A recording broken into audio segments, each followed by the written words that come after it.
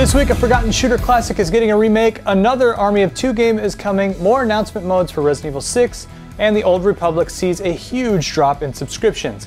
I'm Handsome Tom, and welcome to the Game Heroes Weekly News. Holy crap, a blast from the past will be rising from its video game grave. Classic over-the-top FPS Rise of the Triad is getting a remake. If you're too young to remember that game, it was an insanely gory shooter that came out in 1994. Seriously, it could give Duke Nukem 3D and Doom a run for their money in the M-rated goriness department. But the game's being remade using Epic's Unreal 3 engine and will be out on PC sometime late this year. For all of you who are sick of military shooters and looking for some crazy fun, this game is where it's at.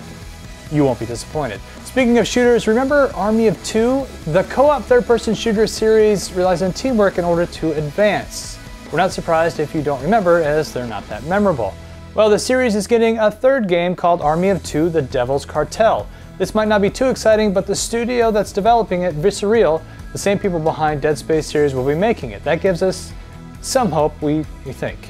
The game will be made using DICE's Frostbite 2 engine, and publisher EA says the game resets the series with more intense, mature, and a grittier tone. Whether that's good is another matter, but we'll keep an eye on it. At least it'll look pretty using the Frostbite 2 engine. Army of Two: The Devil's Cartel is expected to come out in March 2013, just to further cram down more releases into that month. Seriously, there's 12 other months in a year, spread them out. Capcom's action horror game Resident Evil 6 is closing on the October release date. They've already announced that 3 different story campaigns starring different characters, all with different gameplay styles.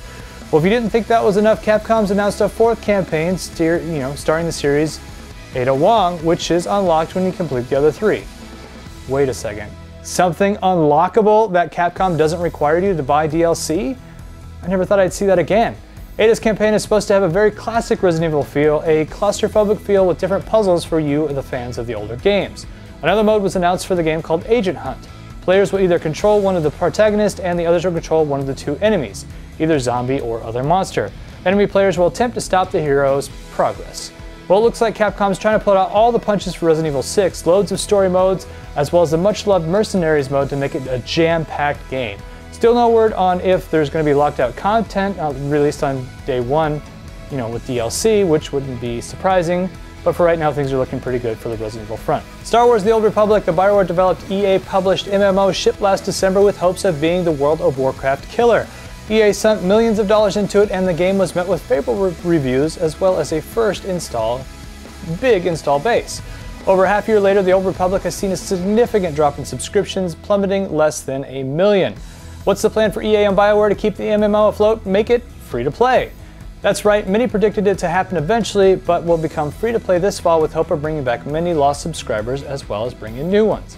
Players will be able to experience all the stories for 8 classics, as well as play up to level 50 for free. It's not too bad. All restrictions can be lifted if you pay $15 a month. No word on the exact date of when it will go free to play, but for all of you who are curious about the Old Republic but didn't want to pay monthly subscriptions, there you go. And finally, here are this week's new game releases. Tuesday, Persona 4 Arena will be available on the PS3, and Epona will be available on PC. For more kick-ass content, please be sure to check out thegameheroes.com. I'm Handsome Tom. We'll see you again next week.